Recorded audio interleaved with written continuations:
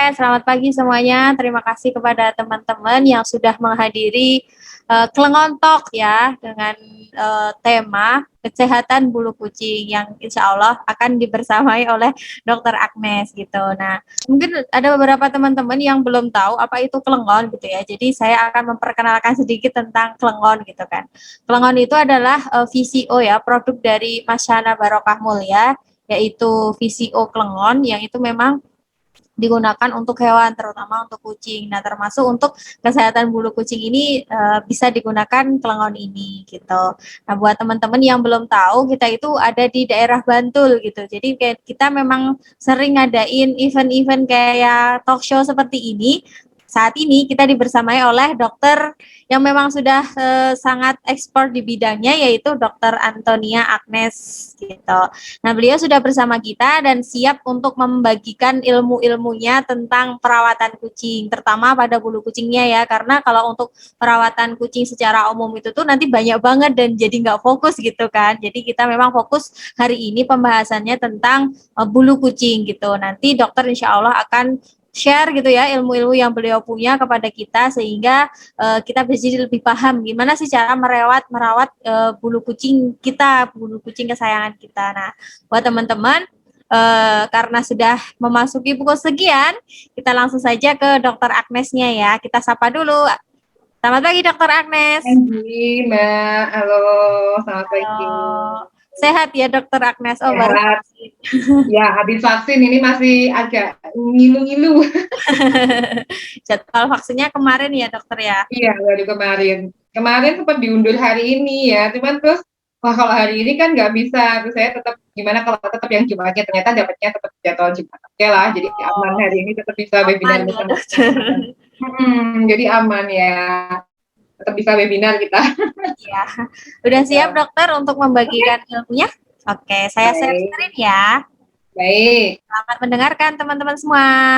Baik, selamat pagi teman-teman cat lover, cat parents ya kalau saya bilang, karena anak-anak bulu itu kadang-kadang ya udah seperti anak-anak kita ya. Jadi kita kalau sebut itu bukan bukan apa pemilik, tapi orang tua ya kan, orang tua anak-anak bulu. Jadi paw parents ya kan, atau cat parents kan kayak gitu. Nah, pagi ini saya akan membawakan materi mengenai perawatan bulu kucing ya, terutama nanti kaitannya dengan asam laurat. Jadi nanti teman-teman akan tahu apa sih fungsinya gitu kan, bagaimana fungsinya untuk kesehatan bulu kucing kita. Nah, saya sudah coba buat presentasinya seringkas mungkin supaya nanti mudah dipahami dan tidak terlalu berlama-lama. Kalau berlama-lama nanti takutnya malah bosen ya kan, nanti malah malah jadi nggak fokus juga ya kan. Jadi silahkan nanti disimak baik-baik. Kalau ada yang bingung boleh langsung bertanya, tidak apa-apa. Oke, baik, kita masuk ke slide kedua, Mbak Isti, monggo. Nah, ini anatomi kucing ya, secara general. Pasti udah tahu dong organ-organnya seperti itu kan ya. Jadi organ dalam kucing itu kalau kita mapping itu kayak gitu. Jadi posisinya itu seperti itu. Jadi mulai dari mulut, kemudian tenggorokan, kerongkongan, seperti itu kan, kemudian lambung, usus halus, usus besar, gitu kan, hingga ke rektum atau kita biasa sebutnya anus, ya kan. Nah, ini masing-masing punya fungsi sendiri-sendiri, tapi mungkin untuk hari ini kita akan bicara tentang bulu terlebih dahulu ya, karena nanti kalau kita bicara yang seperti ini kan nanti luas sekali gitu, nanti nggak selesai-selesai, seharian nggak selesai nanti ya kan. Nah, ini tubuh kucing ini dia diselimuti oleh bulu ya kan. Jadi nanti kita akan fokus ke sini. Nah, sebelumnya kita harus tahu kebutuhan kucing itu apa aja sih. Next Mbak, slide ketiga. Nah, ini. Jadi sering toh saya ditanya sama klien saya gitu ya. Terus dah kucingku itu usianya segini, usianya 5 bulan misalnya atau 7 bulan. Terus makannya udah pakai merek ini, gini kan sehari misalnya 100 gram cukup enggak ya gitu. Nah, terus perlu tambahan vitamin enggak sih? Nah, ini ya teman-teman mungkin bisa lihat. Untuk kebutuhan vitamin kucing itu per hari itu untuk vitamin A atau retinol itu 200 unit ya, atau 2.500 unit per 100 gram pakan. Nah, itu. Kemudian vitamin B, kemudian vitamin B2, kemudian vitamin B5, vitamin B6, vitamin B12, vitamin C, vitamin D, dan vitamin E. Nah, hubungannya dengan bulu itu yang penting adalah vitamin apa, kawan-kawan? Vitamin E ya, kemudian juga vitamin A, vitamin C itu saling mendukung untuk kesehatan bulu. Jadi ini diperhatikan, jangan sampai kurang dari angka itu gitu. Jadi bisa dilihat di pakannya dia, misalnya pakai merek tertentu, X misalnya pakai, sorry saya sebut ya, misalnya pakai Realcanin misalnya ya. Terus dilihat loh ini apa namanya, dilihat di ingredientnya kan, di ingredient dan di nutritionnya. Oh dia ada kandungan seperti ini. Oh berarti cukup. Misalnya berarti tidak perlu ditambahkan vitamin dari luar. Tapi kalau kurang ya ditambahkan. Boleh dipakai vitamin-vitamin yang beredar di pasaran ya. Tuh. Kemudian lanjut. Next. Nah, kucing-kucing itu ada berbagai macam breed ya. Jadi ini kita bicara secara general dulu. Ada kan kucing-kucing kayak Turkish Angora, Persian, ya kan. Kemudian apa namanya, Maine Coon, kemudian Nebelung, Norway Forest, Bengal, itu kan seperti itu. Nah, kucing-kucing ini akan berbeda ya satu dengan yang lainnya ketika rasnya pun berbeda. Jadi perawatannya juga untuk kucing yang berbulu pendek dan kucing yang berbulu panjang pastinya juga akan berbeda. Next, Mbak. Next. Nah, ini breed kucing ya. Ada British Shorthair nih sekarang lagi musim ya, banyak banget nih yang punya. Saya punya klien beberapa di British Shorthair nih memang lagi tren ya. Kemudian kucing Persia ya. Kalau Persia ini kucing segala masa ya, dari dulu sampai sekarang banyak yang punya Persia. Kemudian Siam ini jarang tapi ada beberapa yang punya. Maine Coon ini juga banyak. Ragdoll saya belum nemu sih kalau di Jogja ya. Kalau di Surabaya, di Jakarta itu ada beberapa teman, jadi juga dia cat lover yang sering konsultasi. Kemudian ada Japanese Bobtail, Sphinx ini juga saya punya pasien yang dia breeding Sphinx. Kemudian kucing Bengal, ini kucing favorit saya paling suka ya sama kucing Bengal. Kemudian exotic short hair ini jadi mukanya itu pesek ya kayak Persia tapi bulunya itu pendek.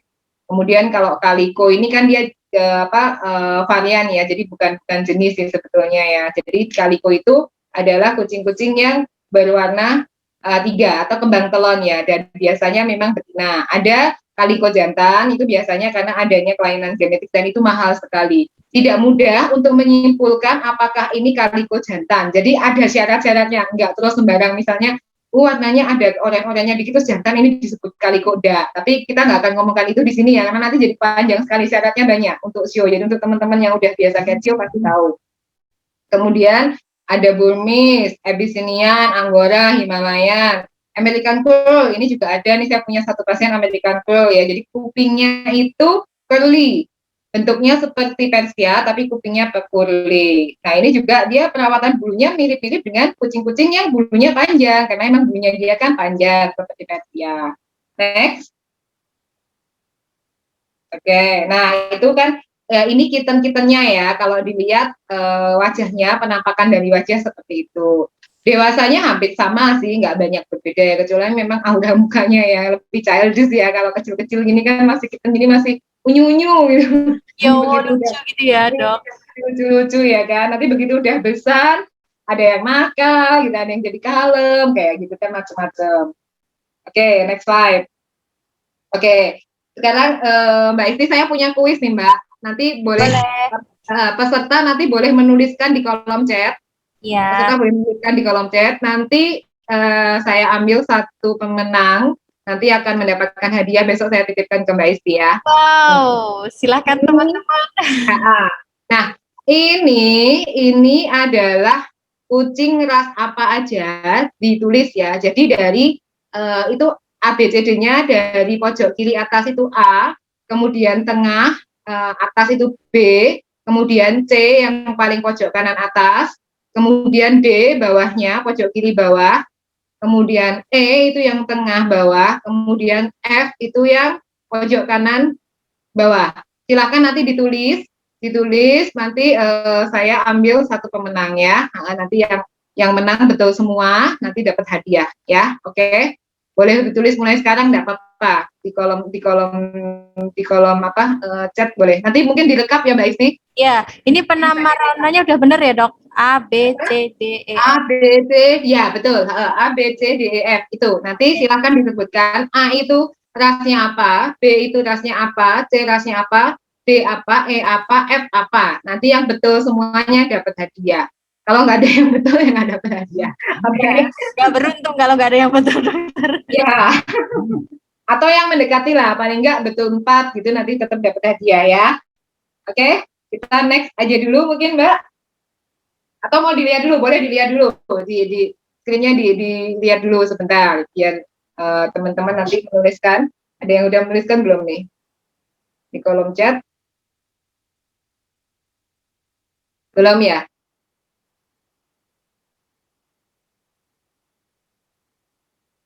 Belum ada yang menuliskan nih, kayaknya masih bingung nih.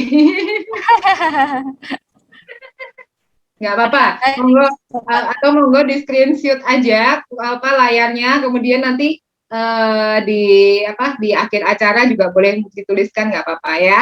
Oke? Okay? Oke. Oke, kita next lanjut ke layar berikutnya. Yes. Oke, kita bahas tentang Persia, kucing Persia. Ini sifatnya playful ya dan afeksionis ya. Afeksionis artinya dia penuh perhatian dan dia juga membutuhkan perhatian. Jadi sering kan terus tiba-tiba kita lagi asik bikin sesuatu atau kita lagi kerja, dia datang usel-usel kan kayak gitu kan. Jadi emang kucing Persia tuh sifatnya seperti itu dia. Jadi dia butuh perhatian dan dia minta diperhatikan sama. Kemudian dia tidak mudah akrab dengan orang asing, tapi tidak terlalu agresif. Jadi itu karakter dasarnya dia memang seperti itu. Walaupun banyak juga sih yang mudah akrab dengan orang asing ya, tapi emang basic karakternya dia tuh seperti itu. Kemudian manis, tidak berisik. Aktivitasnya sedang ya, tidak terlalu aktif. Rata-rata usia hidup 10 sampai 15 tahun. Kemudian termasuk medium size, berat badan dewasa 3 sampai 6 kilo. Nah, ini hati-hati dengan Persia, bukan yang medium ya, tapi Persia yang memang dia yang pesek, itu hati-hati karena nostril yang pendek, atau nostril itu jadi bagian hidung yang pendek, dia sering terjadi gangguan pernafasan. Nah, kemudian dia juga sensitif terhadap panas. Nah, kaitannya dengan bulu adalah dia sering mengalami problem kulit, terutama kucing-kucing Persia. Nah, ini sekarang ini banyak banget ya, saya juga mau menyerukan ke teman-teman kepedulian bahwa sekarang itu yang berada di jalanan itu tidak hanya kucing liar, kucing domestik ya. Kadang saya jumpai itu kucing-kucing keturunan Persia itu ada di jalanan juga, entah dibuang oleh pemiliknya, entah memang dia juga liaran, atau dia hasil anakan dari kucing liar yang kawin dengan kucing Persia lalu dia di jalanan. Nah, itu kadang-kadang karena dia hidup di jalanan, maka terjadi malnutrisi. Jadi kekurangan nutrisi. Nah, kucing-kucing yang kekurangan nutrisi atau malnutrisi itu ciri khas utama yang paling paling gampang dilihat itu memang kulitnya bermasalah. Jadi sering banget kelihatan kan, sorry kalau orang Jawa bilang tuh matanya mungkin ya bagian bawah mata itu di bagian iosten itu dia remes, banyak kotoran. Kemudian kulitnya juga dia bumpy. Jadi bumpy itu kalau dipegang itu rasanya kayak benjol-benjol kayak gitu ya. Terus flaky itu jadi ada apa? Kotoran-kotoran flakes ya. Jadi seperti ketombe seperti itu. Nah, ini sering sekali terjadi. Nah, kemudian juga excessive tearing. Nah, ini tadi yang saya bilang itu jadi yang kaitannya dengan di bawah mata, terutama yang pada pig nose. Kenapa?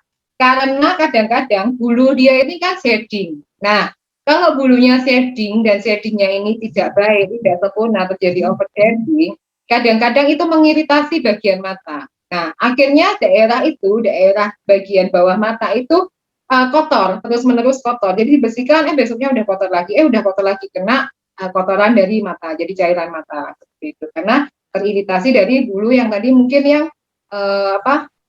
yang mengiritasi ya, jadi bulu-bulu yang tadi rontok kemudian mengiritasi area sekitar mata. Maka ini pentingnya sekali kaitannya dengan kesehatan bulu itu.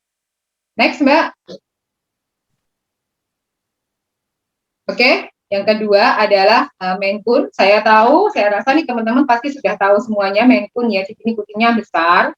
Dia berasal dari Maine, Amerika Serikat. Merupakan salah satu ras kucing yang tertua. Ya, jadi dia ini hasil persilangan dari Norway, Forest Cat, dan Angora. Besarnya itu sekitar 3,5 sampai 6 kilo untuk betina dan 6 sampai 8,5 kilo untuk jantan. Saya pernah dapat pasien Maine Coon yang beratnya sampai 9 kilo. Ada ya. Gede Ya, banget. besar sekali. Besar banget. Jantan kebetulan sih memang. Terus karakternya dia aktif dan playful. Dia bersahabat dengan anak-anak dan juga dengan hewan lain.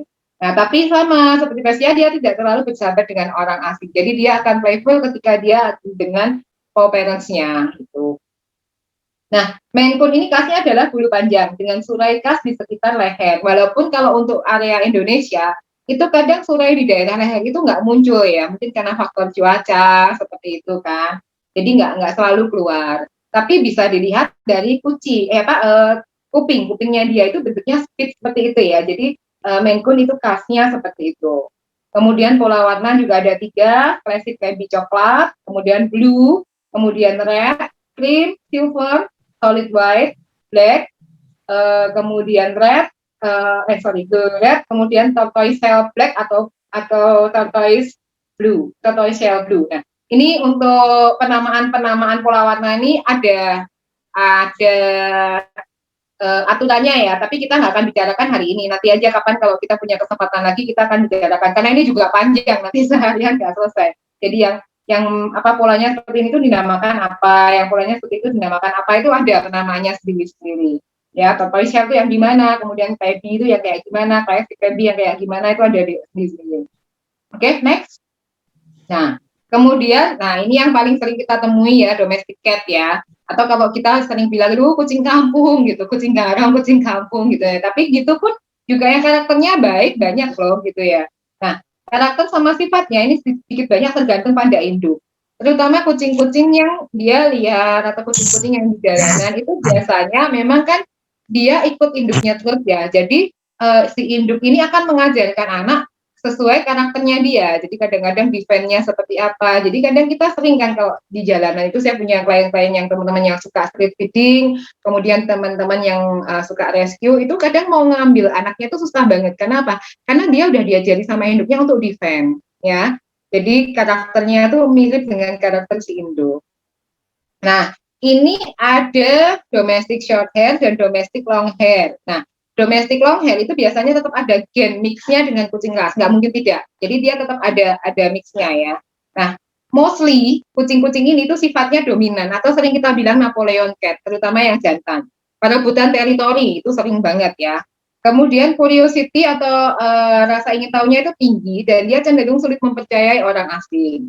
Perawatan bulu relatif lebih mudah karena bulunya biasanya pendek-pendek, kecuali yang domestic long hair ya, yang hasil persilangan tadi ya, itu. Nah, kemudian berat badannya juga lebih kecil, berkisar antara 3 sampai 5 kilo. Oke, lanjut, next Mbak. Nah, ini tadi ada British long hair, tadi kan kita ngomong British short hair. Nah, ada juga yang British long hair, bisa dilihat itu yang di gambar sebelah kiri. Kemudian ada juga nebelung itu yang sebelah kanan ya. Nebelung ini saya belum temui sih, di Indonesia belum ada. British long hair ada, sudah mulai ada, tapi di Jogja belum ada. Kemudian next slide. Kucing bengal ya, kucing bengal ini ada yang bilang ini adalah hasil persilangan dengan kucing hutan, tapi originnya kita juga masih belum tahu apakah betul atau tidak. Mungkin perlu dilakukan tes DNA ya untuk melihat ini. Cuman karakternya kucing ini memang playful dan dia aktif sekali, jadi memang mirip kucing hutan ya. Ini kucing bengal. Yuk, next, lanjut. Ini bulunya pendek. Nah, karena bulunya pendek ini kadang dia sering over shading ya kalau kucing bengal. Jadi kadang-kadang memang shadingnya itu lebih cepat, shadingnya lebih cepat dibanding yang bulunya panjang, tapi berlangsungnya juga lebih sering. Nah, kalau yang bulu panjang itu dia memang berlangsungnya lebih lama. Jadi seolah-olah kayaknya ini kok rontok terus sih nggak selesai-selesai. Nah, padahal itu memang fasenya seperti itu karena kan coatnya dia itu berlapis-lapis. Nah, itu seperti itu. Oke, lanjut. Oke, nah sekarang kita masuk ke poin struktur dan perawatan bulu kucing kita.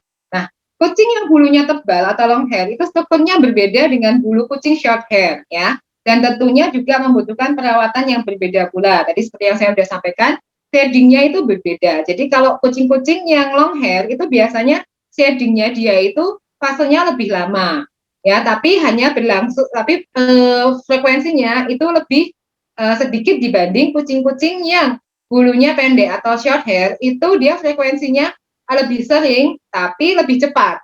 Gini, misalnya kucing Bengal nih, dia shading mungkin setahun bisa 4-5 kali gitu ya. Tapi cepat ya kan. Nah, kalau kucing-kucing yang ras yang bulunya panjang, misal kayak kucing Persia itu kan, itu dia biasanya shadingnya itu dia kan lebih lama prosesnya, tapi dalam setahun mungkin cuma 2-3 kali. Oh, ini ada yang bertanya nih, dokter, shading itu apa? Jadi shading itu adalah istilahnya pergantian bulu, Mbak. Terima kasih, pertanyaannya bagus. Jadi pergantian bulu. Jadi seperti kita, seperti rambut kita itu kan juga kan tumbuh ya. Terus epidermis kulit kita itu juga kan berganti setiap 28 hari sekali. Nah, kucing itu juga gitu. Bulunya dia itu awal kalau misalnya kitten ya, itu sampai usia 3-5 bulan, itu kan dia masih bulu kitten nih.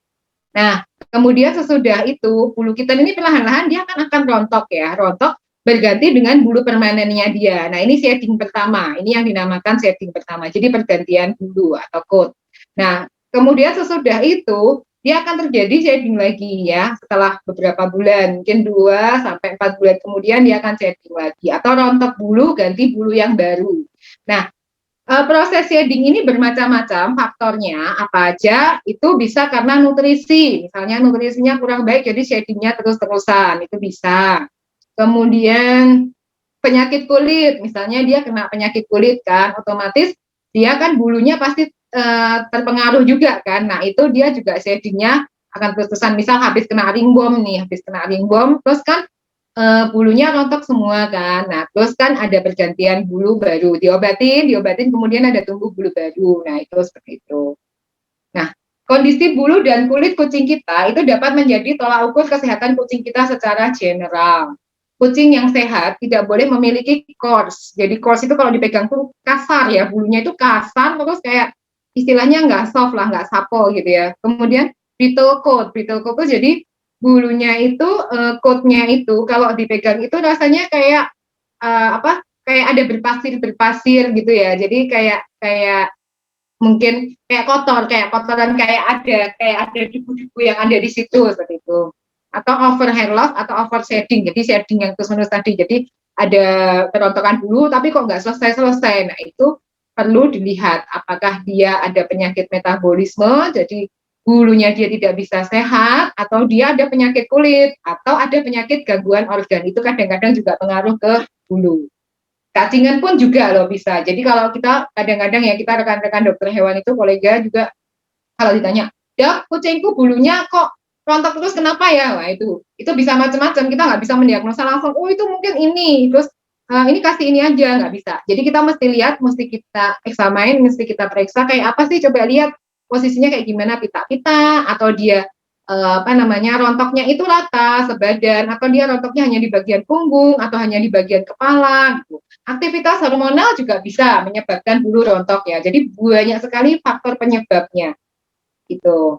Nah, kemudian flaky. Flaky itu jadi ada kayak ketombe-ketombe. Itu juga nggak sehat ya. Berarti itu ada gangguan di apa? Gangguan di, jadi epidermis kulitnya itu kan harusnya dia berganti. Nah, itu tidak bisa berganti dengan sempurna. Kemudian greasy. Greasy itu kalau dipegang rasanya berminyak. Jadi kayak ada kotor-kotor gitu ya. Dan kemudian bumpy itu kulitnya itu kalau dipegang kita halus itu rasanya kok pating gerinjel gitu ya kalau orang Jawa bilang. Jadi kayak ada bisul-bisul atau kayak ada apa? Orang sekarang bilang kadang sering ini jamuran nih gitu, tapi itu sebenarnya belum tentu jamur. Jadi kita nggak bisa mendiagnosa bilang ini jamur atau ini ringworm atau ini kena apa parasit, ektoparasit misalnya ya. Itu kalau kita cuma lihat sepintas. Jadi mesti kita lakukan pemeriksaan gitu. Oke, lanjut. Yuk, next slide. Oke. Oke, nah ini sekarang struktur kulit ya, struktur kulit kita, struktur kulit kucing kita. Lapisan kulit kucing kita itu terdiri atas 3 layer utama atau 3 lapis. Jadi lapisan epidermis tuh kawan-kawan bisa lihat yang bagian paling atas tuh, atau di tempat yang kelihatan di atasnya ada bulunya ya, itu seperti itu. Kemudian lapisan dermis itu bawahnya, itu yang paling tebal lapisan dermis. Di situ ada folikel rambut dan juga ada sebaceous gland, itu adalah glandia sebacea atau kelenjar minyak keringat ya, itu seperti itu. Nah, nah, kemudian ada lapisan subcutaneous layer atau lapisan subkutan, itu yang di bawahnya. Nah, saya juga mau sedikit menyampaikan ya, ini teman-teman cat lover itu kadang ada salah kaprah di lapangan, kadang bilang, dok ini mau diinfus soputan, nggak ada yang namanya infus soputan. Infusnya itu maksudnya infus subkutan, bukan infus soputan ya, jadi subkutan. Nah, kadang udah mendunia sekali di kalangan teman-teman kelahor itu, ini tadi habis diinfus soputan tuh apa? Nggak ada soputan, adanya subkutan ya, infus subkutan. Jadi ketika kita nggak bisa nemukan pembuluh darahnya, kadang-kadang kita infus di bagian situ, itu nggak apa-apa ya, karena ada penyerapan pelan-pelan nantinya di bagian subcutaneous layer. Jadi lapisan antara kulit dan daging, itu namanya lapisan subkutan. Oke? Nah, itu seperti itu ya. Nah, kalau ada penyakit kulit, biasanya lapisan epidermis ini rusak gitu loh. Nah, ketika lapisan epidermis ini rusak dan makin parah, akhirnya lapisan dermis rusak juga. Akhirnya apa yang terjadi? Bulu rontok, ya kan? Nah, itu seperti itu. Yuk, lanjut. Oke. Nah, perawatan basic. Jadi untuk perawatan basic itu kuncinya ada di degrease ya kawan-kawan, DEGREASE degrease, atau istilahnya itu adalah menghilangkan kotoran atau grease ya. Jadi percuma kalau misalnya dimandikan tapi kotorannya nggak dihilangkan lebih dulu. Jadi ada caranya untuk memandikan, itu kotorannya dihilangkan dulu, kemudian baru mandi ya. Baru mandi itu ada 2 macam, ada grooming basah dan ada grooming kering. Nah, grooming basah atau yang kita bilang biasanya mandi, kucingnya mandi, oke ya. Nah, itu awas, hati-hati, jangan terlalu sering memandikan kucing. Karena apa?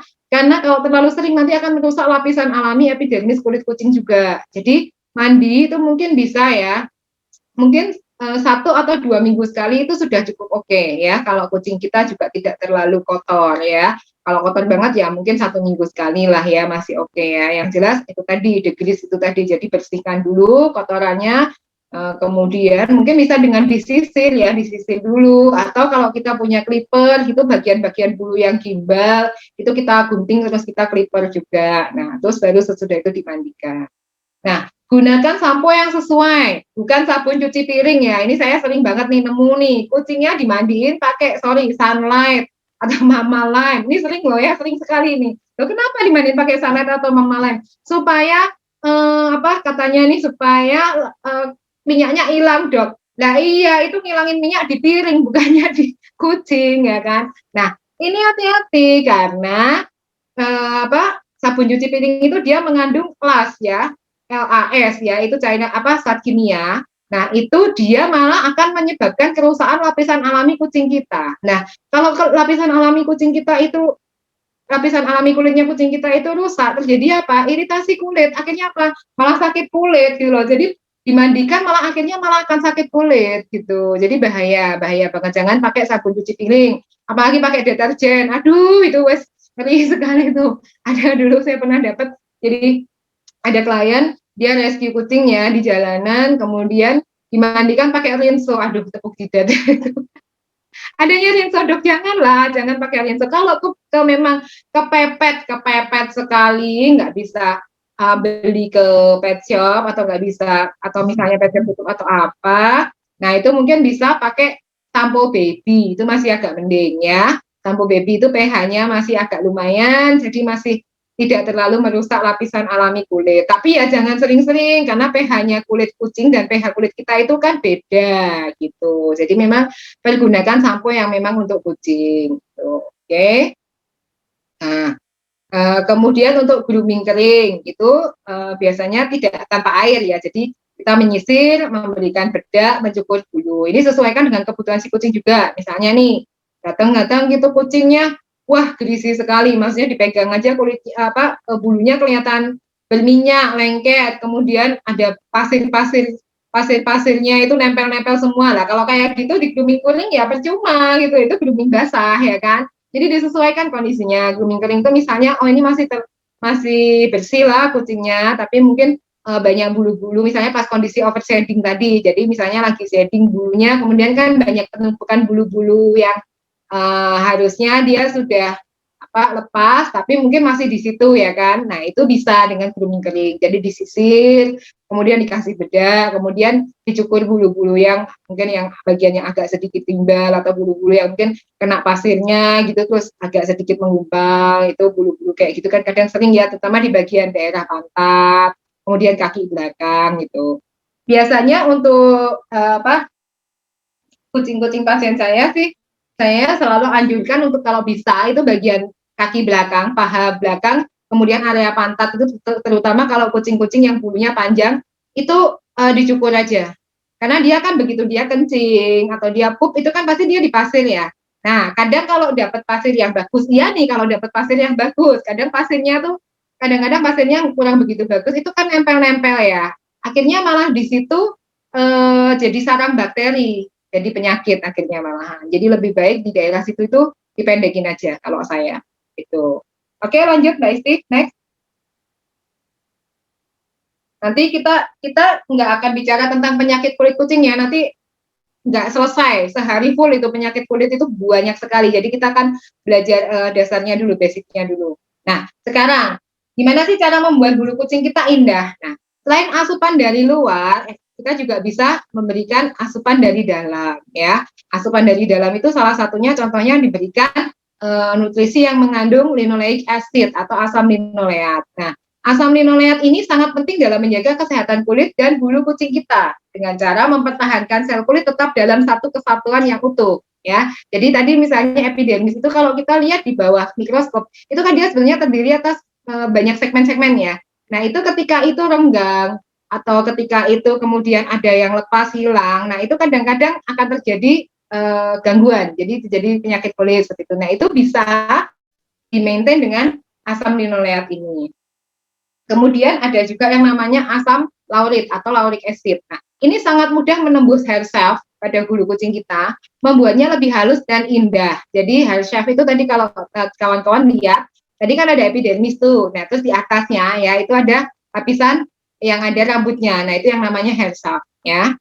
Nah, kucing yang malnutrisi atau diet pakannya buruk, itu dia kekurangan asam linoleat dan kekurangan asam laurat, itu kondisi kulit dan bulunya juga akan buruk. Biasanya ya kelihatan kasar ya, kemudian atau seperti kalau kena skabies, tapi dia begitu dicek tidak ada skabiesnya ya, jadi cuma kasar-kasar seperti itu. Nah, pemberian omega 3 dan omega 6 juga akan membantu menjaga kondisi kulit dan bulu kucing kita. Apa sumber omega 3 dan omega 6? Banyak ya, misalnya ikan-ikanan ya, terus telur itu boleh diberikan ke kucing nggak apa-apa. Kemudian tadi minyak itu juga minyak ikan itu dia juga sumber omega 3 dan omega 6. Oke, next lanjut. Nah, sekarang saya akan membahas tentang lauric acid atau asam laurat.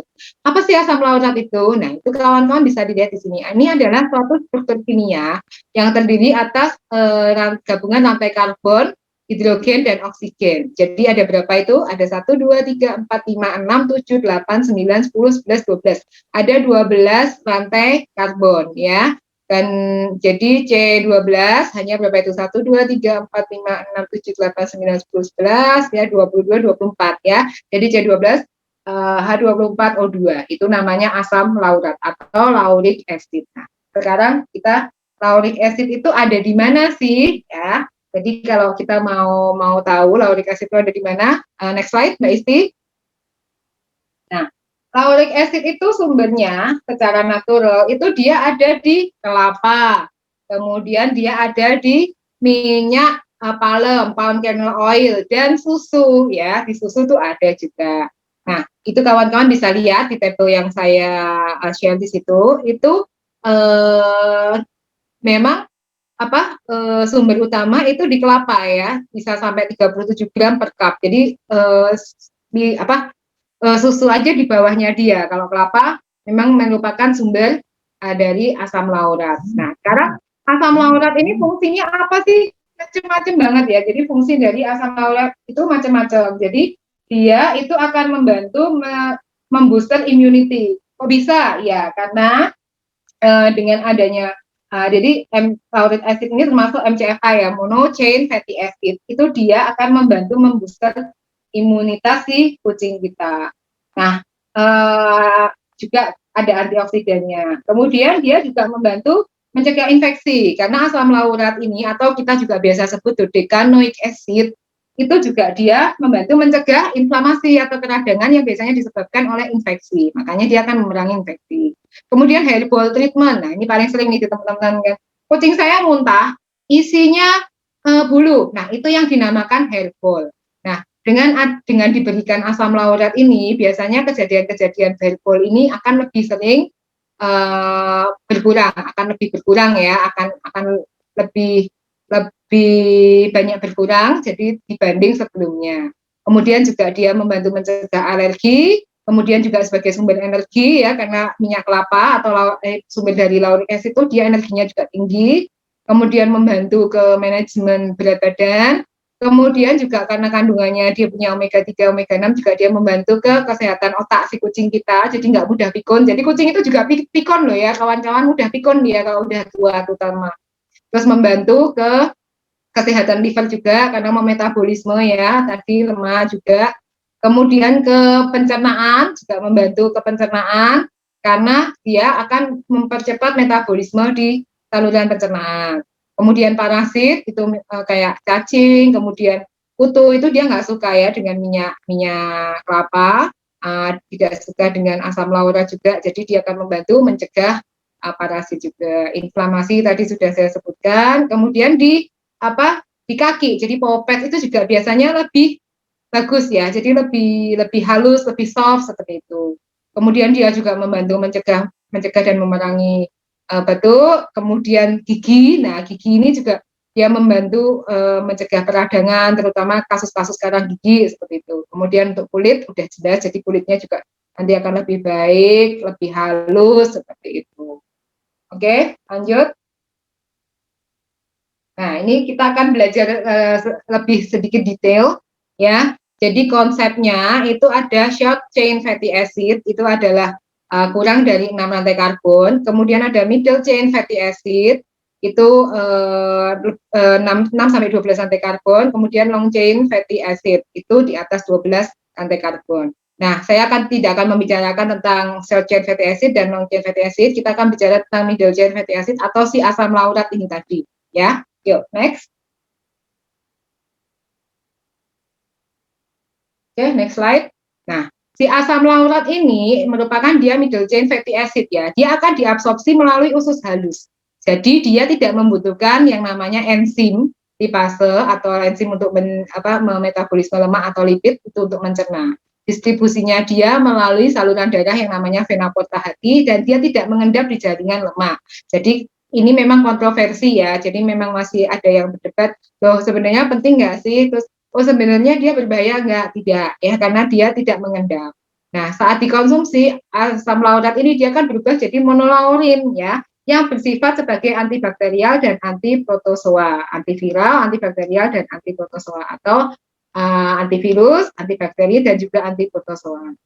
Nah, di hewan lain selain di kucing, monolaurin ini juga dipakai, terutama untuk memerangi kasus-kasus yang dia faktor penyebab utamanya adalah virus. Seperti misalnya itu kalau kita kemarin di babi ya itu ada ASF itu juga kita gunakan monolaurin. Oke, cara ngasih minyak kelapanya gimana dok? Oke, sebentar ya.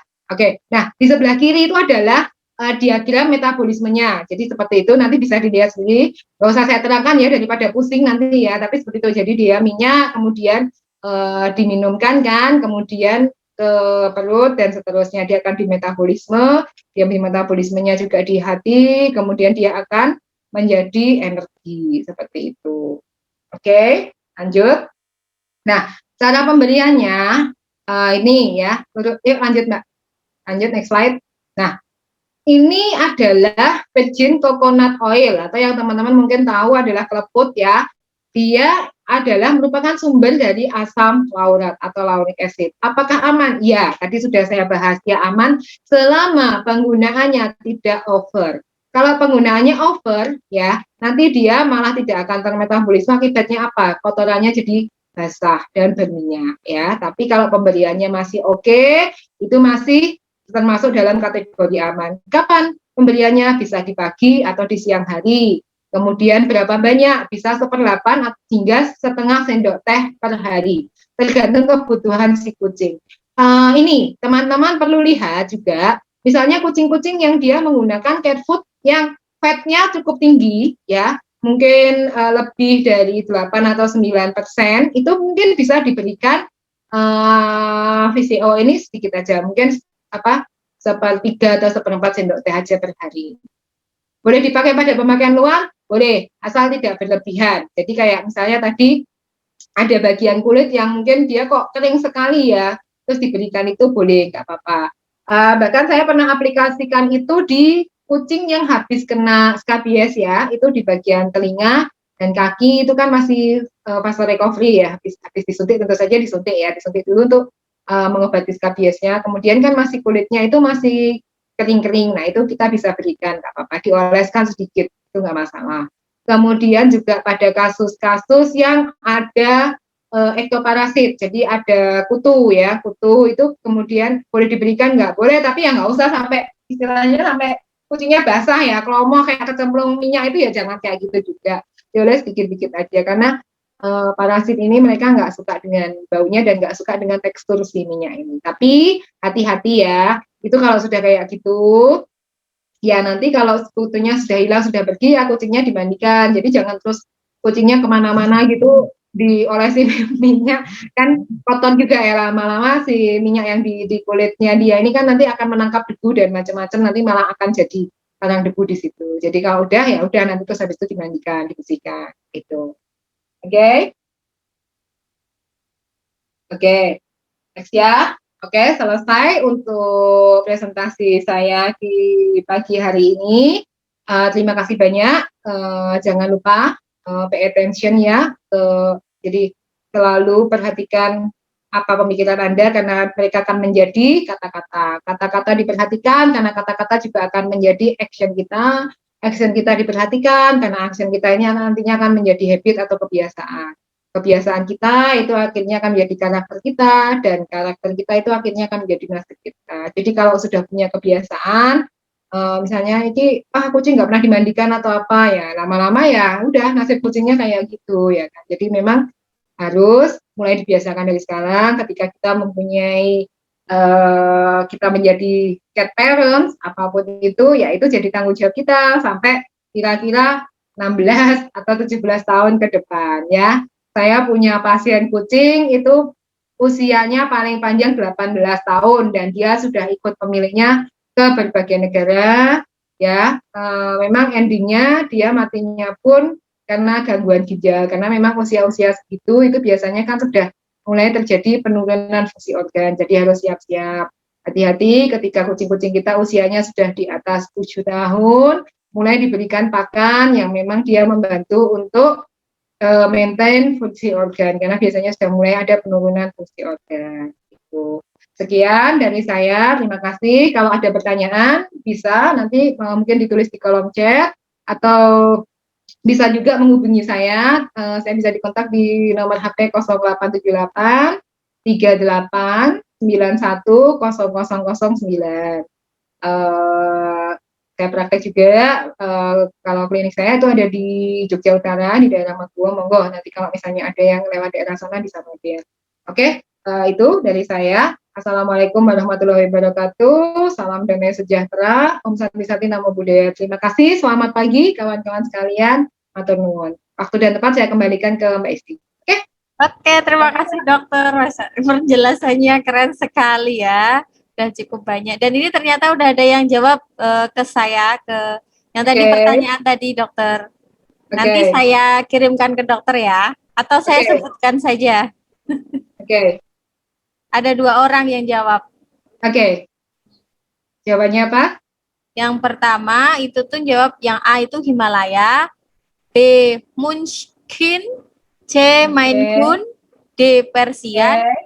E Domestic Short Hair, Oke. F British Short Hair. Oke, betul. Betul. Itu yang satunya jawabannya apa? Yang satunya A Kitten Himalaya, B Nah, Bengal, C Persia, D Angora, E Spin, F British Short Hair. oke. Betul yang pertama tadi ya. Jadi yang pertama itu Himalayan, tapi dia nanti kitten. Kemudian yang kedua itu Manskin ya. Jadi itu bukan bengal, itu Manskin ya. Dia kakinya pendek, tapi memang mungkin patternnya seperti itu ya. Jadi patternnya mirip pattern bengal. Mungkin dia juga apa? Tidak pure Manskin, karena Manskin itu kan dia sebenarnya cacat genetik ya kan. Dia cacat genetik. Tapi itu Manskin. Dari mana kita bisa lihat? Dari kakinya yang pendek, kemudian dari bagian dada yang melengkung, kemudian dari bagian punggung yang dia saddleback, itu khas Manskin seperti itu. Kalau bengal itu kakinya lebih panjang, kemudian bagian punggung dia tidak saddleback gitu. Nah kemudian Maine Coon betul, kemudian Persia, domestik dan British Shorthair. Oke, yang betul yang pertama tadi nanti dapat hadiah, besok saya titipkan ke Mbak Isti ya. Mbak siapa tadi yang dapat hadiah Namanya atau Mas siapa? Frida Indra, kayaknya ini mas-mas Frida Oh Indra. Mas. Oke, baik. Nanti bisa menghubungi Mbak Isti atau mau menghubungi saya juga nggak apa-apa, kalau mau diambil di sini juga nggak masalah. Oke? Oh Oke, mungkin cewek, ada pertanyaan. Oke, oke Mbak, kalau begitu. maaf Mbak. Oke siap, nanti Oke. kita menghubungi saya langsung saja, terus nanti saya ketemu sama Boleh, dokter gitu ya. baik, siap. Ya. Oke, nah, itu dari Lanjut, saya. Lanjut, boleh? misal ada pertanyaan Boleh. dulu dari teman-teman, langsung saja ke kolom komentar atau mau langsung speak juga nggak apa-apa. Saya kasih Boleh, kesempatan silakan. Ya. 2 pertanyaan. Oke, silakan yang mau bertanya. Kalau yang tanya di chat tadi kayaknya udah langsung saya jawab tadi ya, Mbak ya. Karena Iya pas langsung saya sudah dijawab. kasih kan, mungkin kalau ada lagi kawan-kawan yang mau bertanya, silakan, monggo. Siap. Ada teman-teman yang mau bertanya, mumpung ini loh ketemu dokter. Belum ada ya? Atau Saya bingung nggak? Sama presentasinya bingung nggak? Nggak kan? Bisa dipahami tadi, teman-teman, Mbak Isi? iya, kalau saya insya Allah paham. Insya Allah paham. Apalagi tadi pas menyinggung tentang ini ya, tentang ternyata kulit kucing itu terdiri dari epidermis, terus yang itu kayak gitu. Oh, jadi seperti itu. Kenapa yang dirawat itu tuh harus dari bulunya juga gitu, biar. Oh, ini ada tanya dari Aurin, dokter. Bu dokter, bentar, saya tanya. Bu dokter, kalau mau kasih telur ke kucing, kasihnya sudah matang atau mentah? Oke, kalau saya sih lebih prefer. Jadi gini, kalau ketika dia mentah, itu memang level proteinnya memang lebih tinggi ya. Dimana kucing itu kan memang dia membutuhkan protein tinggi. Jadi gini, kucing kita sering salah kaprah di masyarakat. Sering disebut bahwa anjing itu karnivora, kemudian kucing itu omnivora. Salah ya. Anjing itu omnivora, jadi dia bisa makan selain daging. Kucing adalah pure karnivora. Jadi kalau dikasih makan kucing dikasih makan nasi itu percuma karena dia nggak punya enzim untuk mencerna itu. Nah, sekarang memang dia butuh protein lebih tinggi ya dibanding anjing. Makanya kalau diberikan telur mentah pun nggak apa-apa selama kita yakin telur itu berasal dari ayam yang sehat dan tidak mengandung bakteri ya. Tapi kalau takut ada baiknya direbus dulu, itu nggak apa-apa. Nah, direbus kemudian diberikan ya. Karena kan kebetulan saya juga konsultan untuk peternakan ayam, jadi kadang-kadang juga tahu ya kondisi-kondisi telur seperti apa. Nah itu memang kalau yakin sehat, ya oke nggak apa-apa silakan gitu ya. Karena mungkin lebih mudah dicerna juga daripada ketika dia matang. Tapi kalau tidak yakin source-nya, ya ada baiknya direbus dimatangkan lebih dulu. Kalau saya lebih suka memberikan apapun ke hewan-hewan kita itu kondisi matang. Kenapa? Karena kita nggak tahu ya, ini ada bakterinya apa, kemudian dia ada ikutannya apa, kemudian kadang kayak gini, kadang kayak kepala ayam misalnya ya diberikan itu kita kadang nggak tahu loh tempat pemotongannya. Iya, kalau tempat pemotongannya bersih, misalnya nih nggak ada tikus, misalnya ya. Nah, kalau misalnya, sorry, mungkin di situ ada tikus, ada apa kan, bisa tercemar yang namanya leptospira. Nah, kucing ini dia juga bisa terinfeksi leptospira. Jadi penyakit bakteri yang disebabkan oleh air kencing tikus, tapi dia tidak menunjukkan gejala. Ya, kalau kucing terinfeksi leptospirosis, dia tidak menunjukkan gejala, tapi dia bisa menularkan melalui kencingnya. Jadi sementara leptospira ini ke manusia kan zoonosis. Jadi hati-hati. Jadi seperti itu. Kemudian toksoplasma. Nah, toksoplasma ini yang paling sering kita takuti ya kan. Piara kucing takut, kucingnya dibuang, Ika hamil, ini toksoplasma. Ini hati-hati. Jadi toksoplasma itu memang bisa menular ya. Itu terutama dari apa? Kalau biasanya kalau fasenya itu misalnya kita kalau dari makanan ya, dari makanan kucing itu makanan mungkin daging yang kurang matang itu sista toksoplasma ini kan akan terkapsulir di daging ternak ya. Nah, ini terus kemudian akan menularkan ke si kucing. Nah, kucing ini kemudian dia terinfeksi toksoplasma, dia toksoplasma berkembang di tubuhnya si kucing, kemudian toksoplasma ini keluar lewat kotoran kucing, ya kan, lewat kotoran kucing yang terinfeksi. Nah, mungkin kotorannya kemudian mungkin dia pup, misalnya nih kita suka bercocok tanam nih, misalnya kita nanam sayur, mungkin pupnya di situ, tapi ternyata dia ada sistemnya toksoplasma. Nah, kita makan sayur yang kita nggak cuci, kita bisa terinfeksi. Atau di rumput-rumputan, rumput-rumputan ini termakan ternak, kemudian si ternak terinfeksi toksoplasma, toksoplasma berkembang di tubuh si ternak, di bagian daging. Nah, daging yang nggak mateng diberikan ke kucing, kucingnya terinfeksi lagi. Nah, jadi kalau saya memang lebih baik prefer, kalau kita mau memberikan ke kucing-kucing kita, memang lebih baik mateng ya, gitu. Jauh lebih aman sih, memang kandungan nutrisi terutama protein mungkin akan terjadi denaturasi, dalam arti tidak sebanyak protein kalau itu mentah ya kan, tapi dari sisi-sisi patogen atau penyebab penyakitnya akan jauh lebih aman karena mungkin virus, bakteri, protozoa itu sudah mati ya dengan dipanaskan seperti itu Mbak, kayak gitu. Jadi direbus ya, ya lebih baik gitu. digoreng ya. Betul, padahal aku sukanya goreng. Goreng ya nggak apa-apa Bu, boleh.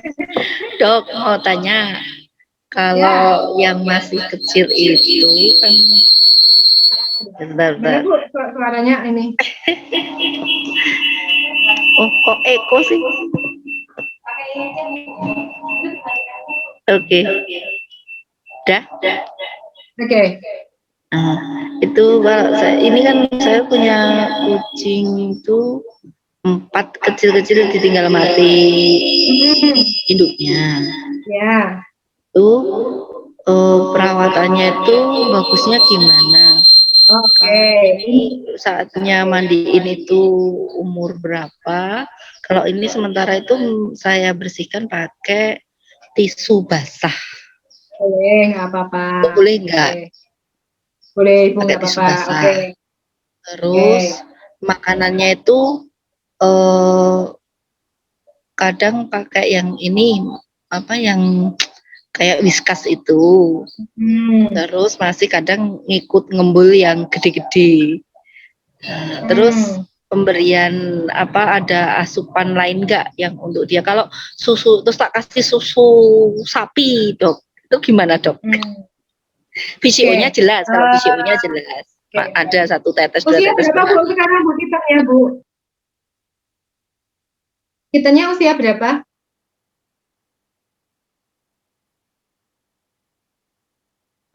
Kitanya sekarang usia berapa Bu Ana? Oke, ya udah. Oke, gini saya sampaikan secara general aja ya. Jadi untuk anak-anak kucing, terutama yang dia ditinggal mati induknya, itu memang paling sering terjadi ya. Jadi teman-teman yang rescue pun juga sering ambil di jalanan tuh kondisi anak-anak kucing yang gak ada induknya atau yang memang dibuang sama pemiliknya ya. Kadang-kadang ada pemilik yang mungkin dia kurang tanggung jawab gitu, kemudian begitu kucingnya udah beranak pinak dia dibuang di jalan, itu ya ada lah yang seperti itu. Nah, ini memang kita mesti lihat kondisinya ini usia berapa. Ketika masih belum melek ya, masih kecil-kecil banget, itu memang dia butuh sekali susu. Jadi tidak bisa makanan lain selain susu. Kalau masih kecil, masih usianya kurang dari 10 hari, itu lebih baik masih tetap diberikan susu. Nah, Kalau tidak ada induk, gimana caranya? Kita bisa berikan susu untuk memang untuk kucing ya. Jadi ada beberapa merek di luar sana itu memang khusus untuk kucing. Atau kalau misalnya kita nggak bisa dapat nih kondisi emergensi ya, itu kita cari aja susu susu bayi yang non laktos. Kenapa? Karena kucing itu dia intoleransi laktos ya. Jadi kucing ini kadang-kadang kalau minum susu yang ada laktosanya dia kadang diare. Nah, termasuk susu sapi tadi ya Bu Ana. Jadi susu sapi itu kita kan kadang-kadang kandungan laktosanya cukup tinggi ya, mungkin di atas bisa sampai 20%. Nah, ini kadang-kadang memang ada resiko diare. Susu kambing juga. Nah, tapi kalau untuk anak-anak kucing yang usianya sudah di atas 2 minggu, itu mungkin masih bisa diberikan tapi dengan jumlah porsinya tertentu. Jadi tidak boleh terlalu banyak juga karena tetap dia akan mengiritasi dan dia tetap akan menyebabkan diare. Gitu. Jadi terus cara pembeliannya gimana? Nah, bisa pakai dot khusus kucing, bisa dibeli di pet shop, atau kalau emergency urgent kita nggak punya dot, itu kita bisa pakai plastik. Jadi kantong plastik biasa, kantong plastik mungkin yang 500 gram ya, kantong plastik yang 500 gram itu kita bolong aja di bagian ujungnya. Nah, itu terus kemudian kita ikuti refleks ngedotnya si anak kucing kitten. Jadi jangan dipaksa, jangan dikucurkan karena kalau kita paksa dia kondisinya dia belum siap, itu nanti cairannya malah akan masuk ke paru-paru, ya akan bahaya, malah akan terjadi hal-hal yang tidak diinginkan. Terus posisi minumnya gimana? Nah, posisi minumnya bukan ditelentangkan. Anak kucing bukan bayi ya. Jadi posisinya itu kepala tengadah di atas, badannya ya kayak biasa aja, kayak posisi dia duduk. Itu cara minumin anak kucing seperti itu. Bisa juga pakai sepet. Ada beberapa teman yang kadang pakai sepet. Sepet 1 cc itu paling enak diminumkan ya. Jadi pakai yang 1 cc itu setiap 2 sampai 3 jam sekali 1 sampai 2 cc pemberiannya susu. Itu. Nah, takarannya gimana? Takarannya disesuaikan dengan susu apa yang dipakai. Jadi biasanya kan ada tuh di produknya itu pasti ada, dia udah ada takarannya, yang ikuti takarannya itu aja. Dilihat apakah dia diare atau ada konstipasi atau nggak bisa pup. Kalau dia nggak bisa pup ya agak diajarkan. Kalau dia diare berarti terlalu encer, agak dikentalkan. Seperti itu sih prinsipnya. Itu. Oke, cukup Bu? Cukup insya Allah. Oke, baik, lanjut pertanyaan yang lain. Ya, ini ada pertanyaan dari Mbak Suzana ya. Cara menghilangkan kutu kucing saat sedang hamil gimana Kak? Dan bagaimana cara menghilangkan minyak berlebih di ekor kucing? Monggo dokter. Oke, cara menghilangkan kutu kucing saat sedang hamil. Nah, ini memang ada resiko ya. Jadi semua obat anti ektoparasit itu dia memang akan berefek ya. Memang ada beberapa merek yang sekarang itu mengklaim ini masih aman untuk kehamilan, tapi memang lebih baik diberikan di atas ketika kehamilan sudah di atas 30 hari ya, 30 atau 35 hari di atas. Tapi kalau kurang dari 30 sampai 35 hari takutnya masih ada resiko karena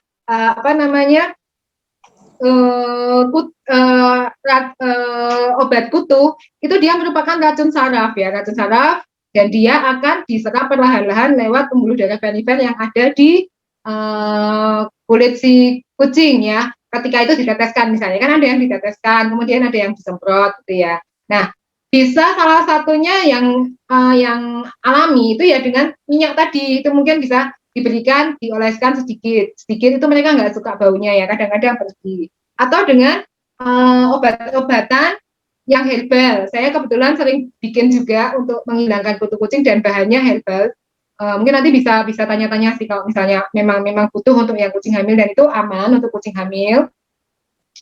Jangan suntik kutu ya untuk kucing hamil karena nanti dia tetap akan mempengaruhi si janin gitu. Jadi bisa dengan 2 cara tadi, dengan tiga cara, dengan pemberian anti ektoparasit yang beredar di lapangan, di pet shop atau di mana-mana, tapi di atas usia 35 hari. Atau kalau dia hamil muda atau semua fase kehamilan, bisa dengan pemberian obat kutu herbal yang seperti yang saya biasa bikin itu, atau bisa juga dengan pemberian minyak kelapa, minyak VCO, itu juga biasanya si kutu nggak suka baunya, itu bisa diberikan.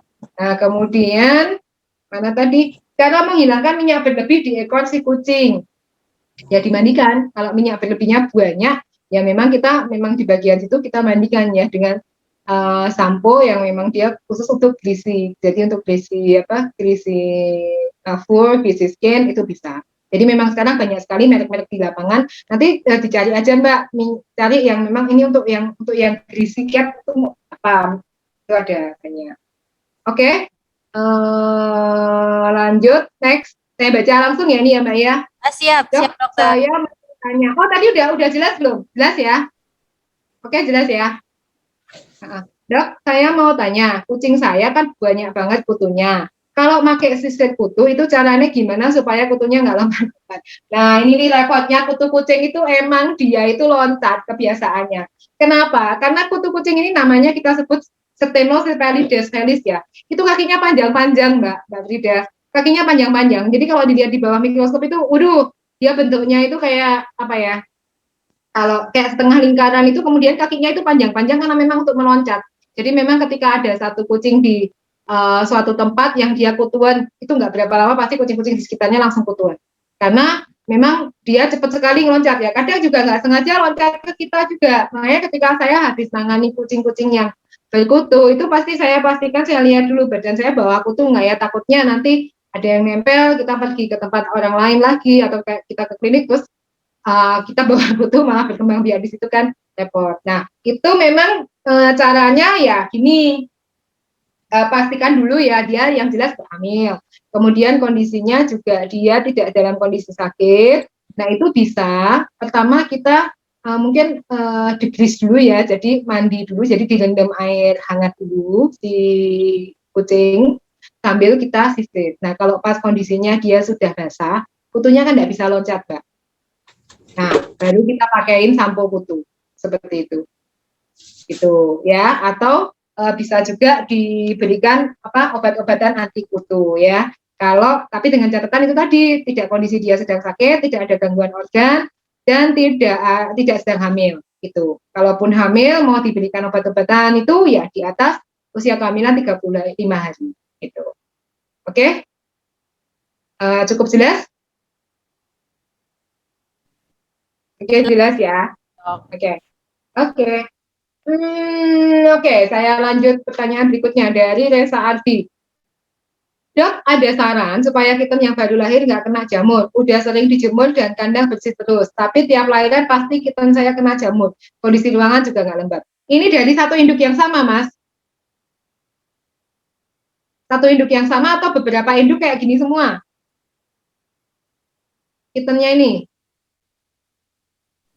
Mas Reza, silakan jawab. Dari satu induk yang sama ya, setiap kali lahiran kitanya kena jamur ya? Ya kayaknya dari induk yang sama dokter. Oke, kalau dari induk yang sama berarti sumbernya induknya. Jadi induknya yang diobati. Selama induknya nggak diobati, anak-anak ini dia di dalam kandungan dia sudah akan terkena penyakitnya dan nanti ketika dia keluar, ketika dia lahir, baru si penyakit kulit ini nampak kelihatan. Karena saya sering banget ya dapet yang begini. Jadi induknya itu dulunya kena jamur terus nggak sembuh-sembuh. Nah, kemudian kondisi dia baru fase pemulihan dikawinkan. Otomatis di dalam tubuhnya dia kan belum 100% sembuh nih. Hamil. Nah, kemudian dia hamil.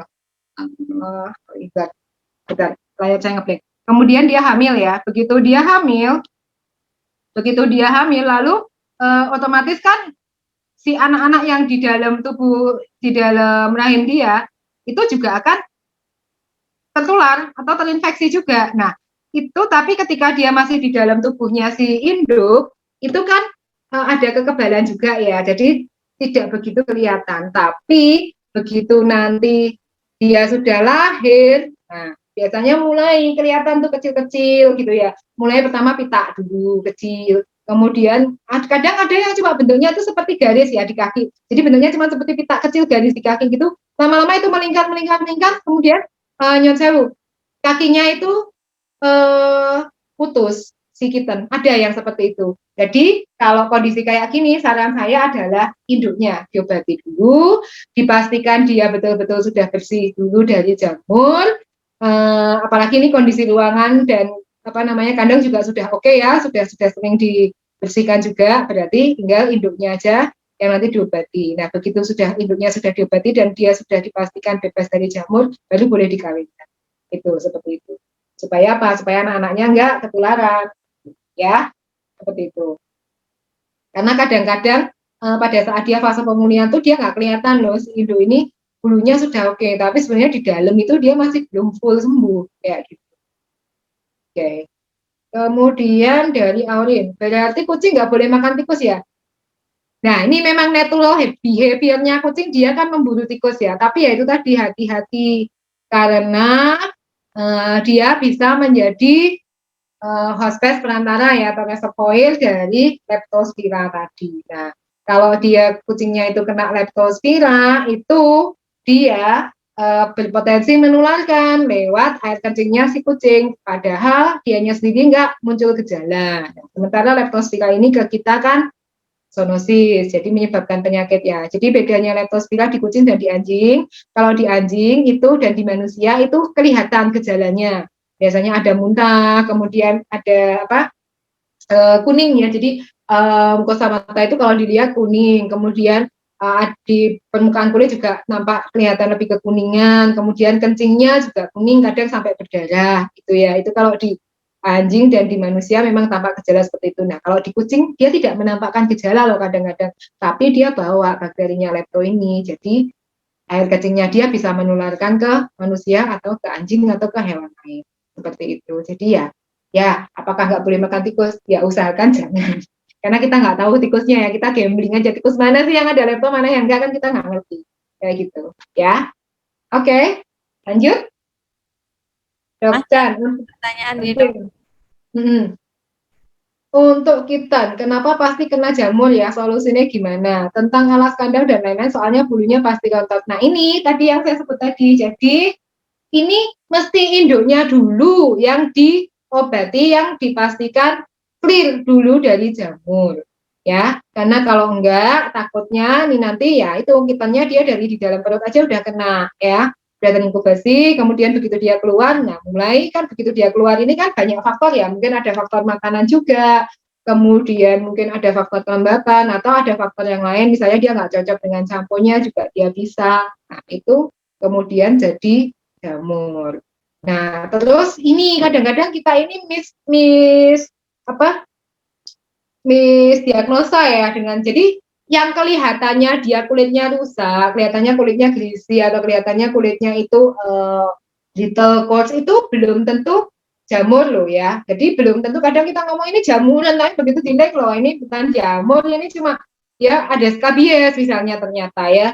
Nah, jadi memang harus dipastikan dicek dulu kulitnya apakah betul dia jamur atau enggak atau memang ada penyakit yang lain. Nah, kalau dia kena skabies, berarti memang harus diobati dulu skabiesnya. Apalagi misalnya dia di tempat yang sama, nah itu di alas kandang itu kadang-kadang kan bulunya rontok. Kalau yang kena skabies itu rontokannya bulu pun itu kadang-kadang juga ada hewannya si skabies ini, jadi kadang-kadang bisa menular seperti itu. Itu. Jadi memang mesti clear dulu ya. Ini ada yang nyambung pertanyaannya, jadi harus kudu tes swab kah untuk benar induk sudah clear? Iya. Lebih baik dicekkan, maksudnya dia udah betul tidak ada jamur atau tidak seperti itu.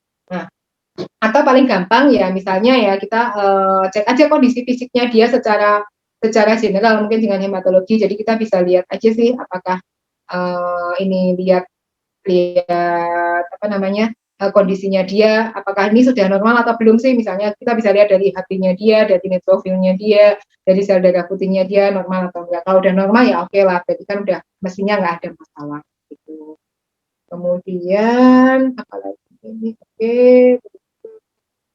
Ini, Dok, kitten disupport pakan high grade. Ketika usia remaja pakan downgrade bisa timbul masalah penyakit kulit lain seperti jamur, skabies dan lain-lain. Ya ini kadang-kadang menjadi concern kekhawatiran teman-teman ya. Jadi waktu kecil pakannya bagus ya. Terus ketika remaja terus kita merasa aduh ini kok boros banget ya makannya sebulan segini, ini aku malah jadi nggak jajan nih, yang makan enak kucingnya terus gitu kan. Nah sebenarnya pakan downgrade ini boleh nggak apa-apa, tapi disesuaikan. Jadi misalnya gini, kita mungkin biasa makan dengan protein 35% misalnya ya. Terus kita mau change dia ke yang proteinnya 30% atau 29% misalnya. Jangan terlalu jeglek. Jadi pertama diberikan dulu perlahan-lahan. Jadi mungkin 4-5 hari pertama kita substitut 75%, 25%. Kemudian habis itu 50%, 50%. Kemudian 25, 75. Nah, baru akhirnya diganti full. Nah, diganti full pun kita harus lihat loh kondisinya si kucing. Kayak yang tadi saya sebutkan ya, kebutuhannya kucing tadi, ya kebutuhannya berapa sih. Kalau jeglek banget dikasih downgrade-nya itu yang ngawur-ngawur kebangetan, misalnya downgrade-nya itu diberikan di apa yang langsung di 26% dari yang tadinya 30%, ya kaget sih memang ya, apalagi nggak sesuai kebutuhan. Misalnya ketika dia makin besar kan kebutuhannya dia juga makin bertambah, terus kemudian diberikan nggak sesuai, ya memang akan terjadi banyak problem. Jadi disesuaikan aja sih, tidak harus dia diberikan yang bagus-bagus terus, enggak, tapi disesuaikan dengan kebutuhannya dia, Mbak. Jadi sekarang pakan-pakan kucing yang dia tidak termasuk yang harganya mahal tapi sudah termasuk cukup bagus pun masih banyak kok. Jadi nggak harus pakai yang mahal-mahal banget gitu, enggak. Masih oke ya, masih bisa. Dan ini layar saya hilang. Freeze ya dok? Kenapa? Freeze. Ya, freeze nih hilang. Nah, tapi suaranya kedengeran kan? Dengar jelas dokter. Oke, sip. Oke, seperti itu. Jelas? Oke ya. Ya, ini masih ada satu pertanyaan lagi dok. Jawab, monggo. Cara menghilangkan ketombe kucing gimana ya dok? Kandang udah dicuci, udah mandi juga, tapi masih ada. Nah, ini kucingnya tadi degrease tadi ya yang pertama kali. Jadi dia direndam dulu dengan air hangat si kucing ini sebelum dia dimandikan. Jadi ini saya akan membahas dulu ketombe ini kan bermacam-macam faktor penyebabnya. Bisa karena memang dia aktivitas kulitnya dia yang shadingnya terlalu cepat, epidermisnya shadingnya terlalu cepat, jadi belum sempat lapisan epidermis yang lama itu hilang, kemudian udah tumbuh lagi, akhirnya jadi ketombe, bisa gitu. Bisa juga karena memang kotoran-kotoran yang menempel kemudian belum bersih. Nah, kita akan bicarakan asumsikan itu kotoran yang belum bersih ya. Nah, itu berarti memang caranya dengan degrease tadi. Jadi pertama dimandikan, itu direndam dulu dengan air hangat. Direndam dengan air hangat, kita sisir pelan-pelan ya. Ketombe-ketombe itu digosok pelan-pelan. Nah, kemudian sudah selesai direndam, airnya dibuang, baru kita mandikannya dengan disemprot. Ya, disemprot pelan-pelan, kemudian ketombe-ketombe ini tadi dihilangkan. Nah, ketombe ini juga kadang bisa karena dia ada aktivitas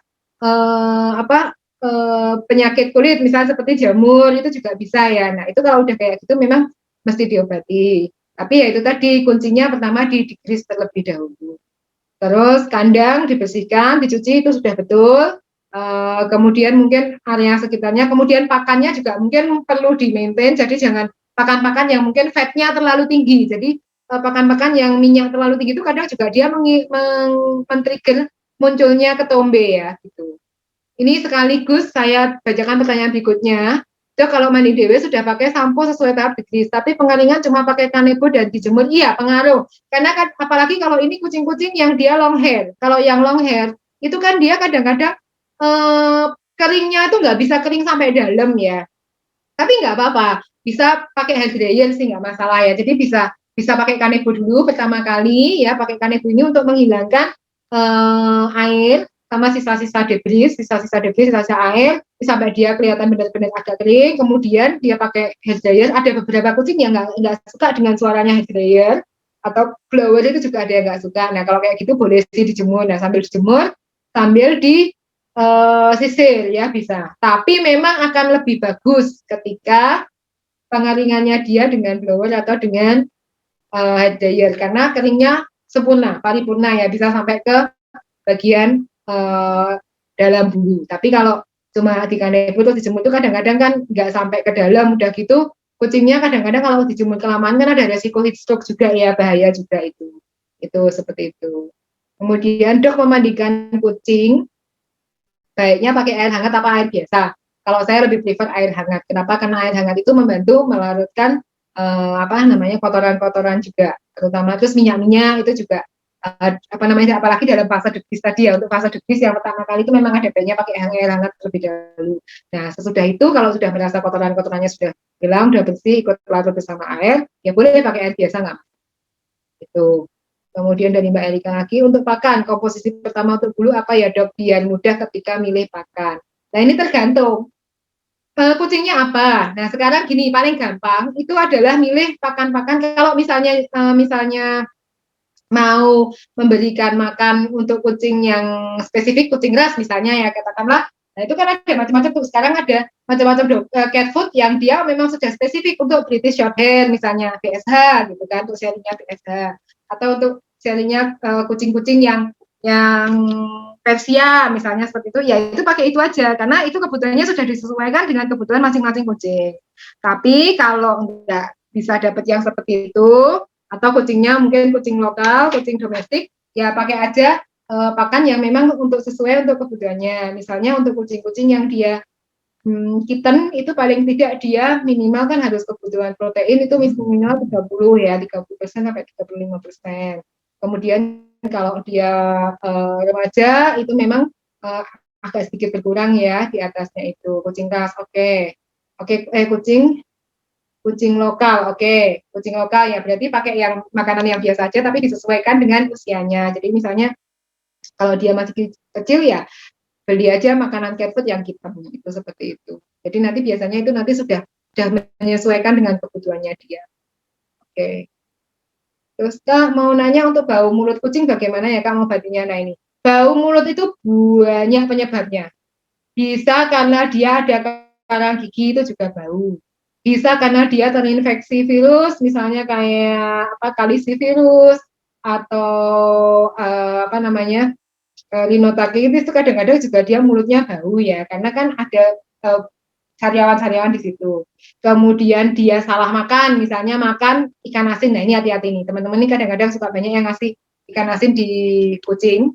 Ikan asin itu hati-hati ya, karena kita nggak tahu ikan asin ini apakah dia tadinya berasal dari ikan yang dia hidup, kemudian dia langsung maksudnya mati terus diasinkan, atau ikan yang sudah mati lama baru diasinkan.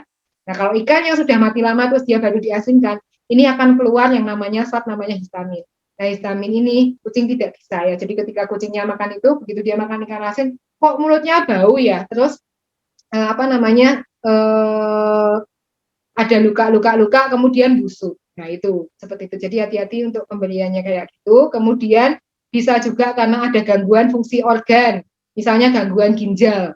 Itu mulutnya kucing juga bau. Kemudian ada gangguan saluran pencernaan, itu mulutnya kucing juga bau. Jadi untuk ngobatinya gimana? Ya disesuaikan kondisinya, harus dilihat dulu dia penyebabnya apa, baru nanti disesuaikan obatnya. Itu karena banyak sekali penyebabnya. Itu oke.